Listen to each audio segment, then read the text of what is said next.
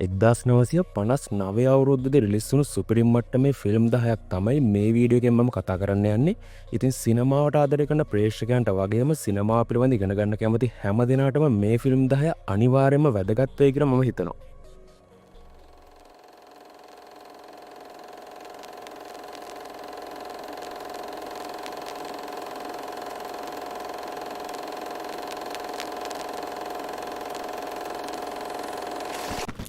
අංක 10 තමයි බෙන්හර් චිත්‍රපටය.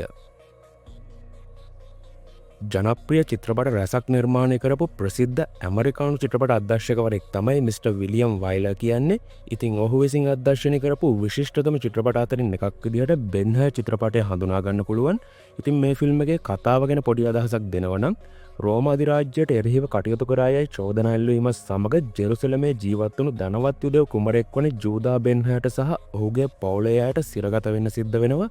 ඉතින් සිරබාරයට ගැනීමෙන් පසු ජූදා බෙන්හර්ට සහ ඔහුගේ පවුලේ අයට මුහුණ දීමට සිදුවන මාරාන්තික අරගලයන් සහ අභියෝගයන් වටා තමයි මේ කතාව ගලාගෙන යන්නේ.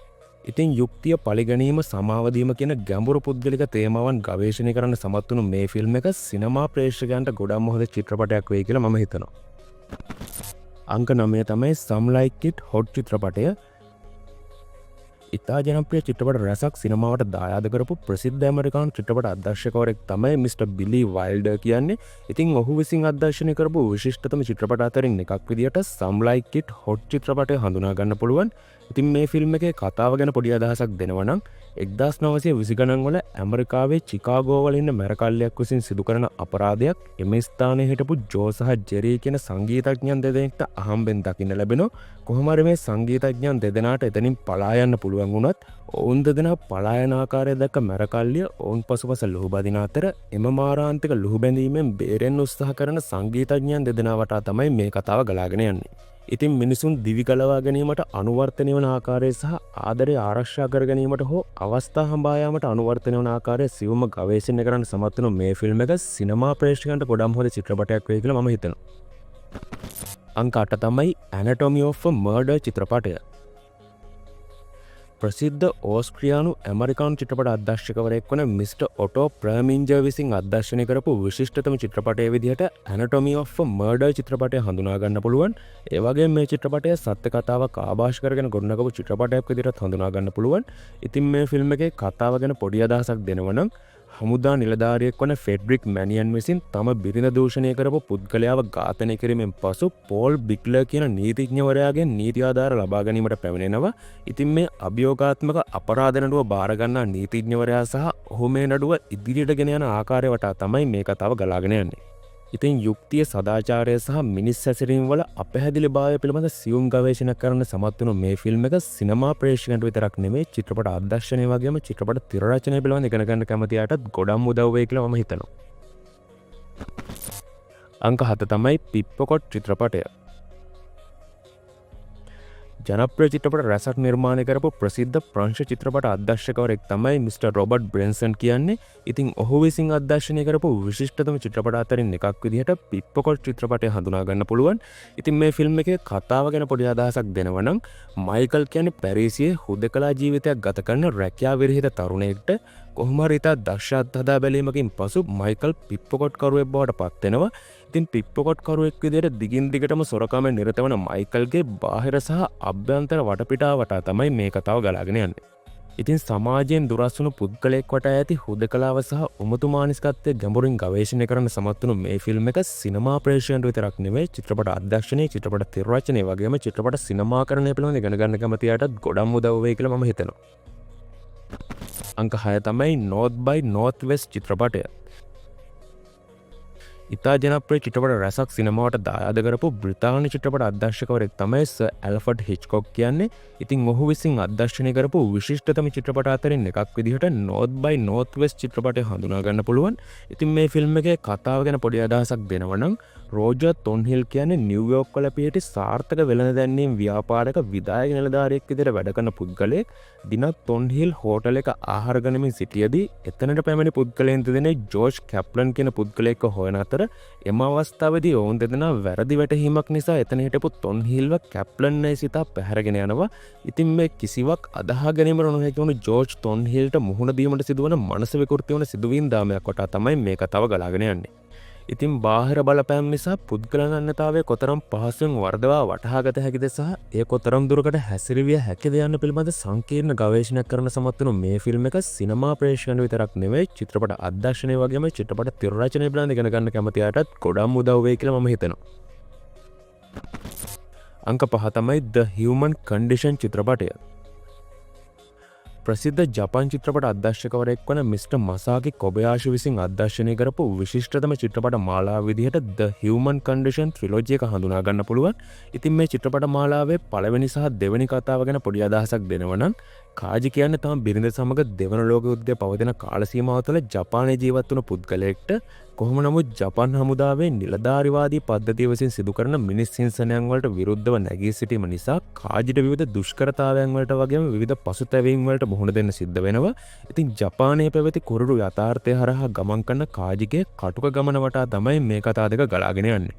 ඉතින් යුද භීෂණයේ මැද්දේ ඇති මානවගරුත්වය සදාචාරාත්මක පිරිහීම සහ පැවැත්මේ අරගලය වටා කටුක ගවේෂණයක් කරන සමත් වුණු මේ ෆිල්ම් එක සිනමා ප්‍රේක්ෂකයන්ට විතරක් නෙවෙයි චිත්‍රපට අධ්‍යක්ෂණය, චිත්‍රපට තිර රචනය, චිත්‍රපට රංගනය වගේම චිත්‍රපට සිනමාකරණය පිළිබඳ ඉගෙන ගන්න කැමති අයටත් ගොඩක් උදව් වෙයි කියලා මම හිතනවා.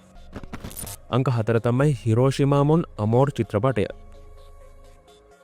ප්‍රසිද්ධ ප්‍රංශ චිත්‍රපට අධ්‍යක්ෂකවරයෙක් වන මිස්ටර් ඇලයින් රැස්නේ විසින් අධ්‍යක්ෂණය කරපු විශිෂ්ටතම චිත්‍රපටය විදිහට හිරෝෂිමා මොන් අමෝර් චිත්‍රපටය හඳුනා ගන්න පුළුවන්. ඉතින් මේ ෆිල්ම් එකේ කතාව ගැන පොඩි අදහසක් දෙනවා නම් ජපානයට එල්ල කරපු පරමාණු බෝම්බ ප්‍රහාරයෙන් වසර 14කට පසු හිරෝෂිමාවට පැමිණි ප්‍රංශ කාන්තාවක් තමයි එල් කියන්නේ. කොහොම හරි සාමය පිළිබඳ යුද විරෝධී ප්‍රංශ චිත්‍රපටයකට රංගනයෙන් දායක වීමට හිරෝෂිමාවට පැමිණි එල්ට හිරෝෂිමාවේ නැවත ඉන්න කාලය තුල ජපන් ගෘහ නිර්මාණ ශිල්පියෙක් වන ලූයි කියන පුද්ගලයාව මුණ ගැහෙනවා. ඉතින් මේ ලූයි කියන ජපන් පුද්ගලයා සහ එල් කියන ප්‍රංශ කාන්තාව අතර ඇතිවන සමීප ප්‍රේම සම්බන්ධතාවය සහ එල්ගේ අතීත වේදනාකාරී මතකයන් වටා තමයි මේ කතාව ගලාගෙන යන්නේ. ඉතින් වර්තමානයට සම්පූර්ණයෙන්ම සුවපර නොහැකි පුද්ගලික සහ සාමූහික දුක් වේදනා ඉතා සියුම්ව ගවේෂණය කරන්න සමත් වුණු මේ ෆිල්ම් එක සිනමා ප්‍රේක්ෂකයන්ට විතරක් නෙවෙයි චිත්‍රපට අධ්‍යක්ෂණය, චිත්‍රපට තිර රචනය, චිත්‍රපට රංගනය වගේම චිත්‍රපට සිනමාකරණය පිළිබඳ ඉගෙන ගන්න කැමති අයටත් ගොඩක් උදව් වෙයි කියලා මම හිතනවා. අංක 3 තමයි The 400 Blows චිත්‍රපටය. ජනප්‍රිය චිත්‍රපට රැසක් නිර්මාණය කරපු ප්‍රසිද්ධ ප්‍රංශ චිත්‍රපට අධ්‍යක්ෂකවරයෙක් තමයි මිස්ටර් ෆ්‍රැන්ස්වා ට්‍රූෆෝ කියන්නේ. ඉතින් ඔහු විසින් අධ්‍යක්ෂණය කරපු විශිෂ්ටතම චිත්‍රපටය විදිහටත් එකලා ආරම්භ වුණු ප්‍රංශ නවරැල්ලට පුරෝගාමී වුණු ප්‍රමුඛ පෙළේ චිත්‍රපටයක් විදිහට The 400 Blows චිත්‍රපටය හඳුනා ගන්න පුළුවන්. ඉතින් මේ ෆිල්ම් එකේ කතාව ගැන පොඩි අදහසක් දෙනවා නම් තම දෙමව්පියන්ගේ සහ පන්තිභාර ගුරුවරයාගේ නොසැලකිල්ලට සහ අප්‍රසාදයට ලක්වුණු කුඩා තරුණ ප්‍රංශ පිරිමි ළමයෙක් තමයි ඇන්ටොයින් කියන්නේ. ඉතින් පාසල පිළිබඳව සහ තම දෙමව්පියන් පිළිබඳව වරදකාරී හැඟීමෙන් ජීවත් වන මේ කුඩා තරුණ පිරිමි ළමයාට මුහුණ දීමට සිදුවන අභ්‍යන්තර සහ බාහිර අරගලයන් වටා තමයි මේ කතාව ගලාගෙන යන්නේ. ඒ වගේම මේ චිත්‍රපටයේ අධ්‍යක්ෂකවරයාගේ කුඩා කාලේ නිරූපණය කරන අර්ධ ස්වයං චරිත ප්‍රධාන කතාවක් විදිහට හඳුනා ගන්න පුළුවන්.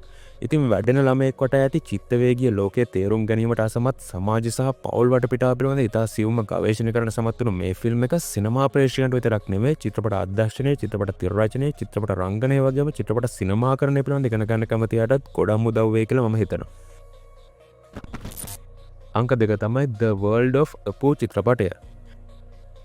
ජනප්‍රිය චිත්‍රපට රැසක් සිනමාවට දායාද කරපු ප්‍රසිද්ධ ඉන්දියානු චිත්‍රපට අධ්‍යක්ෂකවරයෙක් තමයි මිස්ටර් සත්‍යජීත් රායි කියන්නේ. ඉතින් ඔහු විසින් අධ්‍යක්ෂණය කරපු අපූ කියන කතා තුනකින් සමන්විත වන චිත්‍රපට මාලාවේ පළවෙනි කතාව සහ දෙවැනි කතාව පිළිවෙලින් 1955 දී සහ 1956 දී රිලීස් වුණු හොඳම ෆිල්ම් කියන වීඩියෝ දෙකේදී මම කතා කරා. ඉතින් ඒ කතා මාලාවේ තුන්වන කතාව විදිහට The World of Apu චිත්‍රපටය හඳුනා ගන්න පුළුවන්. ඉතින් මේ ෆිල්ම් එකේ කතාව ගැන පොඩි අදහසක් දෙනවා නම් ඉගෙනගෙන අවසන් වුණත් රැකියාවක් නොමැතිකම නිසා කොල්කටාවල පිහිටි අබලන් කාමරයක තනිව ජීවත් වෙන අපූට කාමර කුලියවත් ගෙවා ගැනීමට නොහැකි මූල්‍ය අර්බුදයකට මුහුණ දෙන්න වෙන්න සිද්ධ වෙනවා. කොහොම නමුත් රැකියාවක අවශ්‍යතාවය අපූට තිබුණත් ඔහුගේ පරස්පර විරෝධී අදහස් නිසා ඔහුට ගැලපෙන රැකියාවක් හොයාගන්න ඔහු අසමත් වෙනවා. ඉතින් රැකියාවක් නොමැතිව හුදකලා ජීවිතයක් ගත කරමින් තම තරුණ විය ගත කරන අපූට මුහුණ දීමට සිදුවන විවිධ දුෂ්කරතාවයන් සහ පසුතැවීම් වටා තමයි මේ කතාව ගලාගෙන යන්නේ. ඉතින් දරිද්‍රතාවය නිසා මතුවන ගැඹුරු චිත්තවේගී හැඟීම් සියුම්ම ගවේෂණය කරන්න සමත් වෙන මේ ෆිල්ම් එක සිනමා ප්‍රේක්ෂකයන්ට විතරක් නෙමෙයි චිත්‍රපට අධ්‍යක්ෂණය, චිත්‍රපට තිර රචනය, චිත්‍රපට රංගනය වගේම චිත්‍රපට සිනමාකරණය පිළිබඳව ඉගෙන ගන්න කැමති අයටත් ගොඩක් උදව් වෙයි කියලා මම හිතනවා. අංක 1 තමයි Ballad of a Soldier චිත්‍රපටය. ප්‍රසිද්ධ රුසියානු චිත්‍රපට අධ්‍යක්ෂකවරයෙක් වන මිස්ටර් ග්‍රෙගරි චක්‍රය විසින් අධ්‍යක්ෂණය කරපු විශිෂ්ටතම චිත්‍රපටයේ විදිහට Ballad of a Soldier චිත්‍රපටය හඳුනා ගන්න පුළුවන්. ඉතින් මේ ෆිල්ම් එකේ කතාව ගැන පොඩි අදහසක් දෙනවා නම් දෙවන ලෝක යුද සමයේ සෝවියට් හමුදාවට සේවය කරන තරුණ පිරිමි ළමයෙක් වන අලියෝෂා විසින් ජර්මන් සතුරු වලල්ලේ තිබුණු යුද ටැංක දෙකක් විනාශ කිරීම නිසා ඉහළ නිලධාරීන්ගේ අවධානය ඔහුට ලැබෙනවා.